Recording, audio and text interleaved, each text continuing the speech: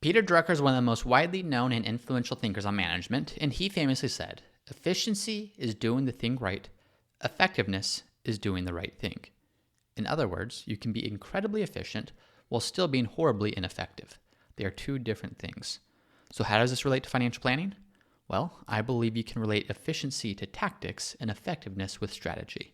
So to put it another way, you can perfectly implement all the right financial tactics, but completely miss the strategy. The goal of a truly effective financial plan is to start with the right strategy and then align your tactics to support this. So today we're going to break down the difference between your financial strategy and the financial tactics that you use to get there, and I'm going to highlight some key pitfalls to avoid. This is another episode of Ready for Retirement. I'm your host, James Cannell, and I'm here to teach you how to get the most out of life with your money. And now, on to the episode. I want to read that quote one more time before we jump in today, because this applies to all aspects of life, not just management, not just finance, but to everything. And again, it's efficiency is doing the thing right. Effectiveness is doing the right thing. Now, this may not be a perfect analogy, but I do believe it highlights a problem I see a lot. And the problem is people become so focused on the right tactics, they lose sight of the bigger strategy. So we're going to explore this and how this applies to your financial situation today. And real quick, before doing so, highlighting the review of the week. This one comes from HTH Reviews. 5-star review. It says, "Great listen. This podcast is very helpful. It's a must listen if you are thinking about retirement. It is spot on, to the point, and concise." Well, HTH Reviews, thank you very much. Thank you very much to all of you who have left reviews. Fun to see more and more people watching the show, listening to the show every single week, and appreciate all of you who have taken the time to leave your feedback and support the show. So with that, let's dive back into the episode. And I'm going to use some examples here because I think this is actually a fairly simple concept when we flush it out, but it can be very difficult to decipher in practice, in reality, what is strategy versus what is tactics. And I don't mean this to be something philosophical. This is very, very practical to your financial plan, to everyone's financial plan, to the way that you use your money to get the most out of life. This is extremely important. So this is less of a let's quote Peter Drucker and let's have some philosophical debates. It's more about how can we understand the differences between strategies and tactics, and how can we apply that framework to our lives, not just to do better financially, but to use our finances to get the most out of life possible. So here's a classic example of someone that gets so focused on doing the right tactics that they lose sight of the bigger strategy. Someone might say to me, they say, "James, I need to do Roth conversions. And I need to do Roth conversions because I've seen it all over YouTube. I've listened to it on podcasts. Everyone talks about it. I'm going to do Roth conversions. And James, in order to most effectively do that, I'm going to keep my income as low as possible so I have more room within the tax bracket I'm in to convert these funds." Well, how do you keep your income low? They say, "I'm not going to draw as much money out of my traditional IRA. So I'm going to pull less out for basic living expenses so there's more room to convert to my Roth." Because keeping your taxable income low is the best way to open up your ability to make a larger Roth conversion, which ultimately saves you lots of money in taxes. So you might do that, and in terms of tactics, you may even execute it flawlessly. You may run the modeling software, you may run the projections and say this conversion alone might save me $100,000 in taxes over the course of retirement, just to use an example. But what are the implications of that? Well, you're taking less money out of your IRA. So assuming you don't have funds elsewhere you're supplementing this with, you have less money to spend. Well, something has to give. Does that mean you avoid that vacation you wanted to take? Does that mean you avoid the trip, the weekend trip with your spouse? Something has to give. If you have less income, there's something that you can't do. So let's say you do this a few years in a row. Let's assume this series of Roth conversions saves you hundreds of thousands of dollars over the course of your life, and you're looking back on your life in your 80s and your 90s. Let me ask you this question. Are you going to be thrilled that you have so much money in your tax-free Roth IRA that you won't ever have to pay taxes on again? Or are you going to feel that pang of regret that you skipped those trips, you missed out on making those memories with your family, and yes, you've got a lot more tax-free money, but that tax-free money does not offset the pain of realizing there's opportunity cost to what you could have done with family, with friends, with hobbies, with memories that could have been made along the way. And granted, I recognize that as I'm using that as an example, this is not by default a mutually exclusive thing.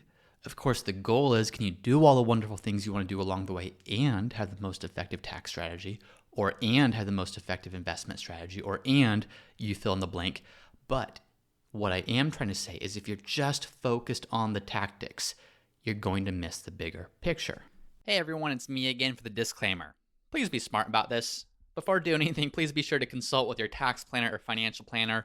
Nothing in this podcast should be construed as investment, tax, legal, or other financial advice.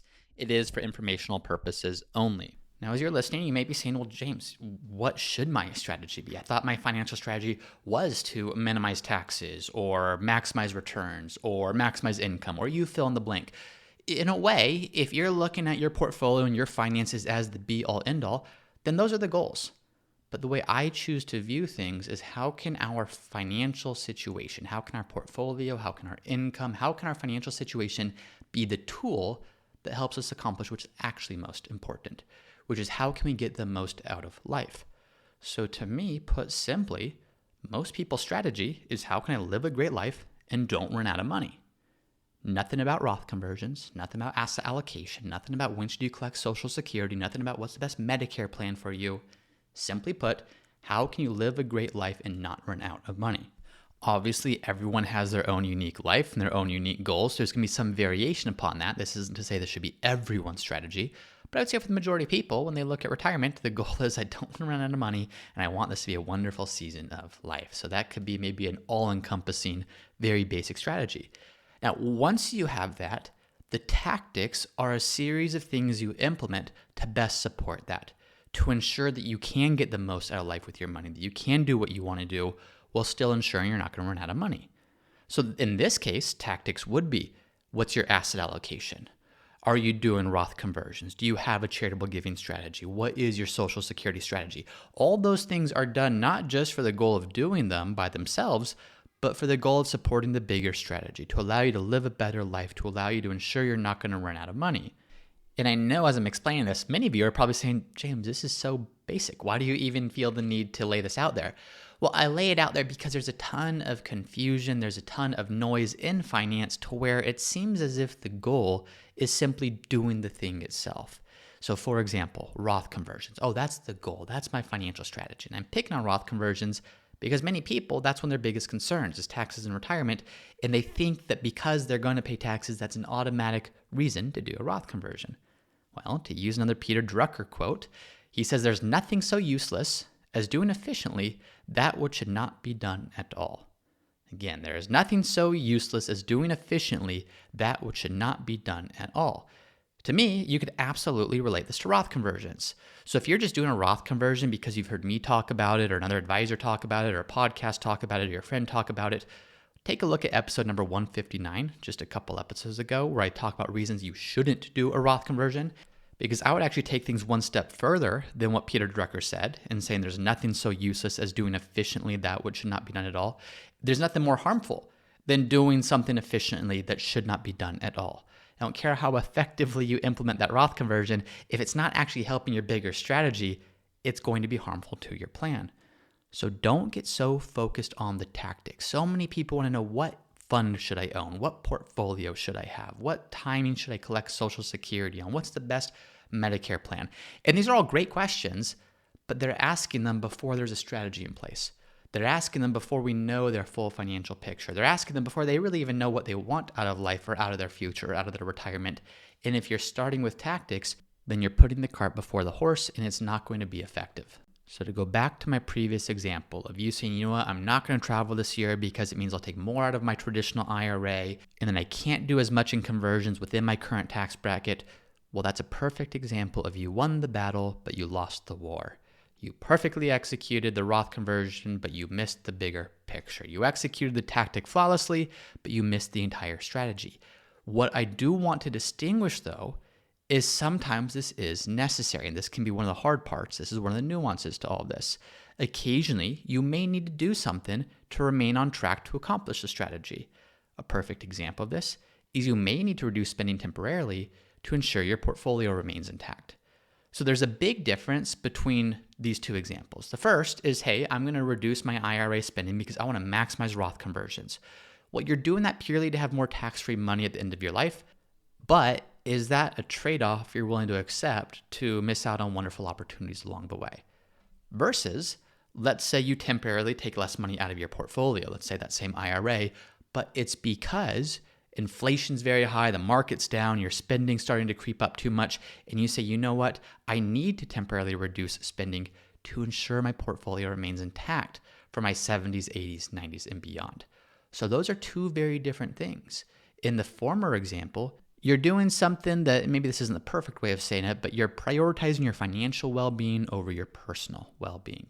You're doing things that looks at your portfolio as the goal, not a life well lived as the goal. In the latter example, you're making a similar change, but you're doing it so you can continue your well-being later on in retirement. You're doing it so that life well lived can continue not just today, but well into your retirement years. So you're still prioritizing a life well lived. You're still prioritizing getting the most out of life with your money, but you're making an adjustment today that's necessary that will allow you to continue doing that for the years to come. And you're not letting the tail wag the dog. What you're doing is you're keeping the dog alive so it can continue wagging its tail for the rest of your retirement. So as you're looking at these things, I know there's some nuances here, but make sure that you're prioritizing strategy and the tactics. They're just, the tactical things that you're doing to ensure that that strategy is always in focus and that you're always moving in that direction. So today is a fairly brief episode. Today is not even necessarily a fairly technical episode. It's all about how do we properly view planning. In what context do we view our portfolio or tax strategy or income strategies? Well, it's in the context of supporting the bigger strategy. So perfect planning is when great strategy is met with well-executed tactics, but we should never confuse the tactics themselves as being the strategy. So that is it for today's episode. I appreciate, as always, those of you who listen and support the show. Thank you for doing so. If you want more great content, check us out on YouTube under Root Financial, where we have these podcasts as well as other material to make sure you're getting the most out of life with your money.